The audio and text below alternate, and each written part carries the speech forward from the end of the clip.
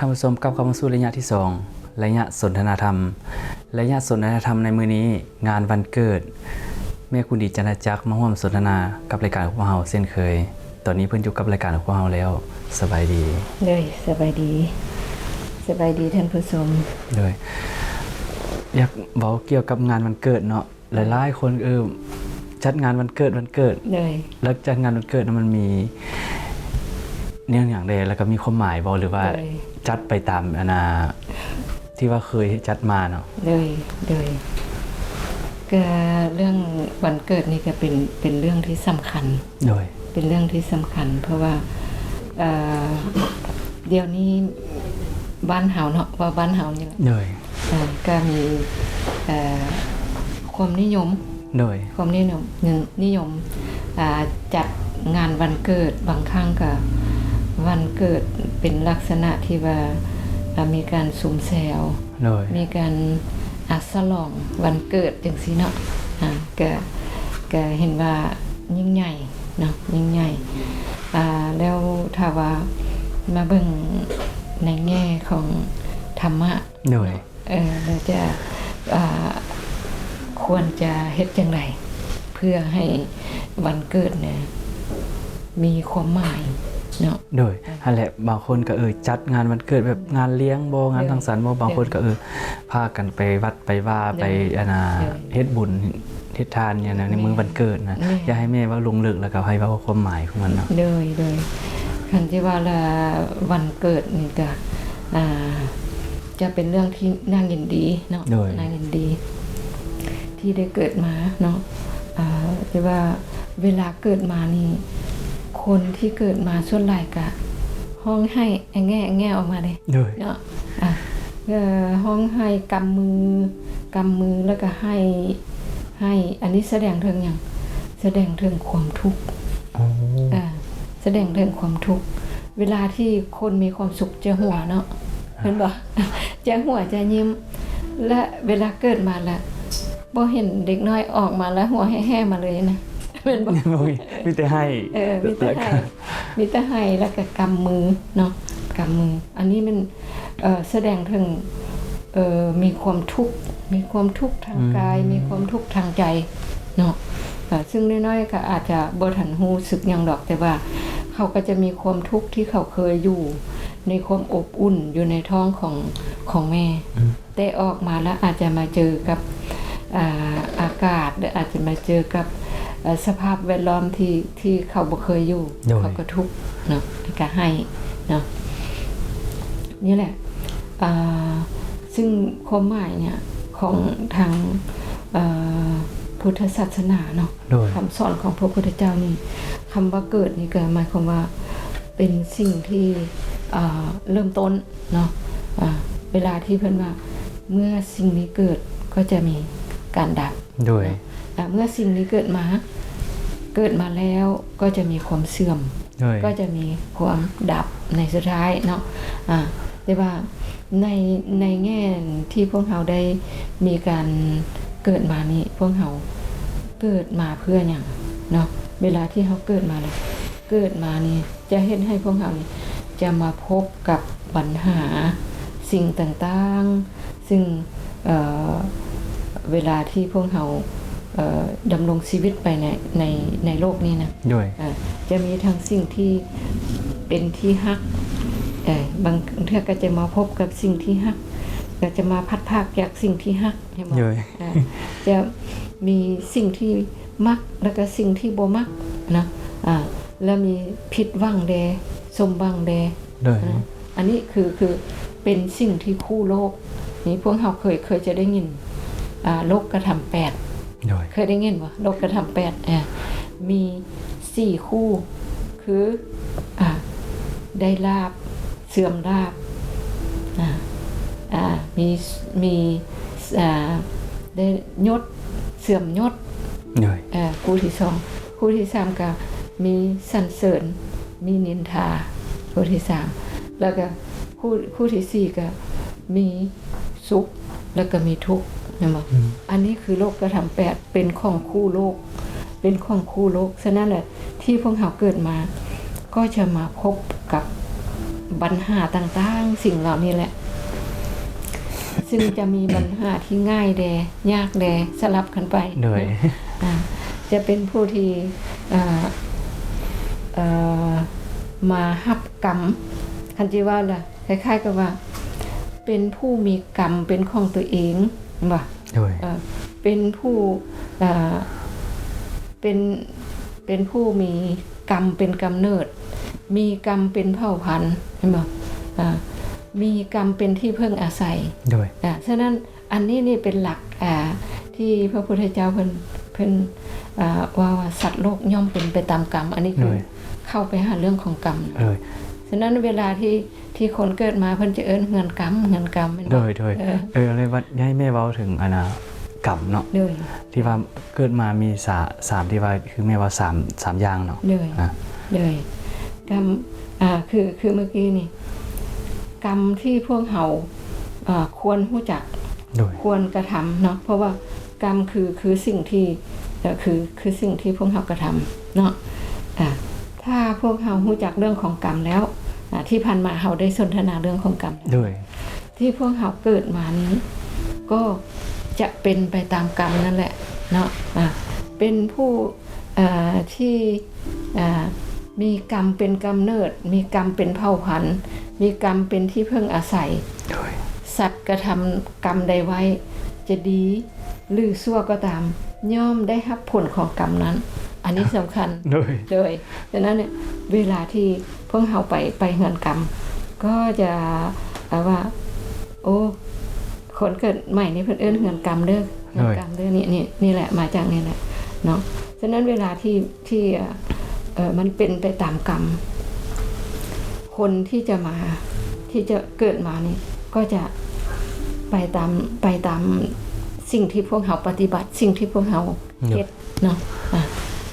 ในนี้เวลาเกิดมาแล้วเพิ่นจึงค่อยเอิ้นว่าเหือนกรรมเนาะซึ่งเวลาที่การเกิดนี่นะยังเป็นสิ่งหนึ่ง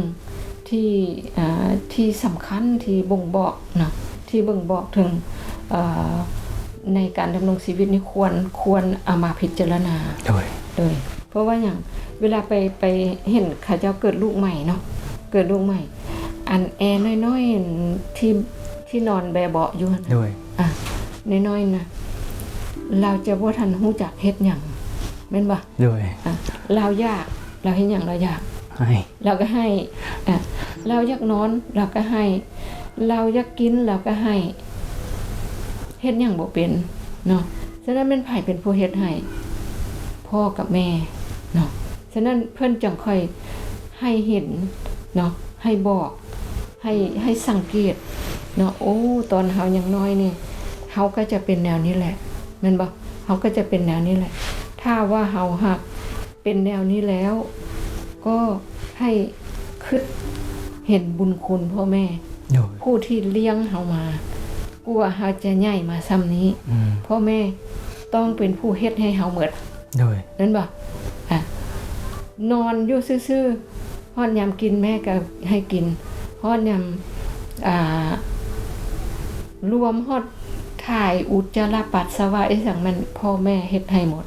เนาะฉะนั้นนี่แหละคือตัวนี้เป็นสิ่งสำคัญที่ว่ามันมีผลประโยชน์ต่อบรรดาลูกเนาะที่ว่าให้มีบุญคุณต่อพ่อแม่เนาะในการเลี้ยงแล้วมีบางคนที่ว่าเกิดมาแล้วน่ะเป็นว่าบ่ฟังความพ่อแม่บ่นั่นน่ะเนาะแบบถือว่าเป็นคนบ่โดยอันนี้แหละที่เฮ็ดให้ปัจจุบันนี้ลืมปัญหานี้โดยลืมปัญหานี้แล้วเวลางานวันเกิดเฮ็ดหยังพากันไปกินเหล้าโดยพากันเอิ้นหมู่เอิ้นคู่มาซุ่มกันแต่ลืมแม่โดยลืมพ่อแม่นบ่โดยอันนี้จึงค่อยเป็นเครื่องเตือนใจอันนึงโดยที่ถ้าว่าไปเห็นเฮือนกรรมแล้วไปเบิ่งแต่ส่วนหลายบ้านเฮานี่คันเฮือนกรรมแล้วเป็นไปหยังไปเล่นไพ่แม่นบ่ไปเล่นไพ่ไปซุ่มเหล้าไปซุ่มแสวไปและบ่ได้เบิ่งเนื้อไหนที่ควรจะเห็นเนาะบ่ได้เห็นเลยฉะนั้นแม้แต่เวลายมพบาลนะอยู่ในคำสอนของพระพุทธเจ้านี่เพิ่นมี เทวทูตทั้ง5ดิ โอ้ เทวทูตทั้ง5นี่เวลาคนตายนี่ยมพบาลจะเอิ้นไปถาม โดย เอิ้นไปถามเลยเทวทูต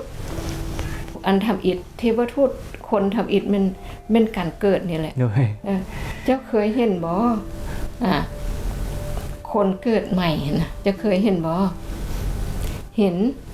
แต่เป็นยังบ่ทำความดีกับพ่อแม่เด้ โดย เนี่ยเพิ่นถามเด้ถ้าว่าเห็นแล้ว เป็นยังบ่ไปคิดเห็นบุญคุณพ่อแม่แล้วเอาไว้ปฏิบัติดีต่อพ่อแม่เป็นยังค่อยลืมพ่อแม่อันนี้แหละเฮ็ดให้เป็นปัญหาหนึ่งที่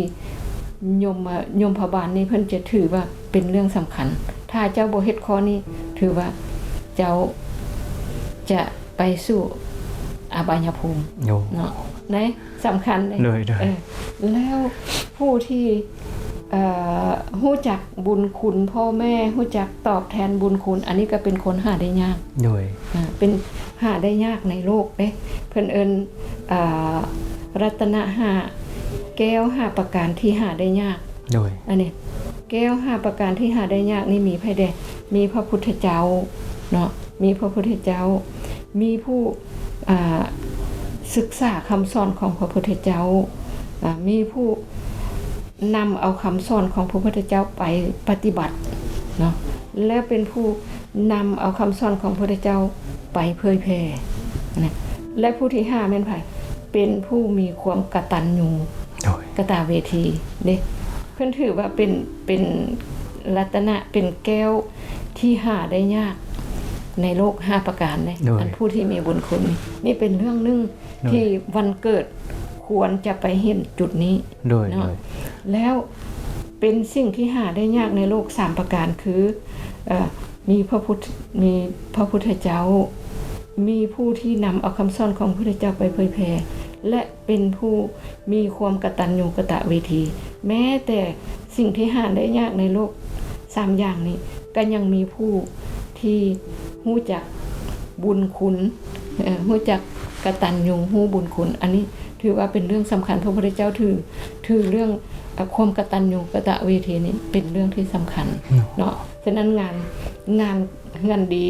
บ่แม่นงานวันเกิดงานเฮือนกรรม โดย ควรเห็นปัญหานี้ตื่มเนาะวันนี้วันเกิดที่พวกเราควรจะเฮ็ดเนาะควรจะเฮ็ดได้ ตัวนี้สำคัญ ตัวนี้สำคัญเด้ตัวนี้สำคัญถ้าว่าเฮาหากอยู่นำพ่อแม่ยังอยู่นำเฮาวันเกิดโอ้มื้อนี้เป็นวันเกิดเฮาเนาะเฮาควรคิดเห็นไผก่อนหมู่คิดเห็นพ่อแม่ผู้ให้ชีวิตผู้ให้การเลี้ยงดูให้เฮาใหญ่ โดย ถ้าบ่มีเพิ่นให้ชีวิตเฮาแล้วทนุถนอมเลี้ยงดูเฮามาเฮาจะบ่ใหญ่ให้วาดภาพเบิ่งว่าน้อยๆนอนอยู่หั่นเฮ็ดหยังก็บ่ได้ โดย เอาไปปะไว้มีแต่ตายลูกเดียวฉะนั้นแหละนั่นคือบุญคุณของเพิ่นที่เพิ่นให้หยังให้ชีวิตเฮามาให้การเลี้ยงดูเฮามาให้การเบิ่งแยงทุกอย่างแม่นเพิ่นเฮ็ดให้เฮาหมดฉะนั้นสิ่งสำคัญทับอีกควรไปกราบเพิ่น โดย ไปขอบใจเพิ่นที่เพิ่นได้ให้ชีวิตให้การเลี้ยงดูเฮามาอันที่2เวลาที่เฮาหรือว่าถ้าพ่อแม่บ่อยู่เนาะ โดย เฮาก็ให้นึกถึงเพิ่นแล้วไปเฮ็ดบุญไปใส่บาตรไปนั่งสมาธิเจริญเมตตาแผ่เมตตาให้เพิ่นอันนี้ควรเฮ็ดเด้มื้อวันเกิดนะแล้วถ้าว่าเพิ่นยังอยู่นำเฮาเวลาที่เฮาไปกราบเพิ่นแล้วสวยหน่อยนึงเฮาก็พาเพิ่นไปวัดไปเฮ็ดสังฆทานหรือว่าไปจัดกิจกรรมอันเป็นบุญเป็นกุศลสร้างกุศลร่วมกันกับเพิ่น